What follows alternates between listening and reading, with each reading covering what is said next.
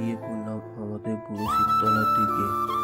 আর হাট থেকে বেরিয়ে রাস্তার উপরে কিছুটা আসার পর ভাইটা আমাকে বাঘটা দিয়ে বলল, তুই কিছুক্ষণ টান, তারপর আবার নেবো। রাস্তা অন্য একজনকে দিয়ে দিলাম টানার জন্য।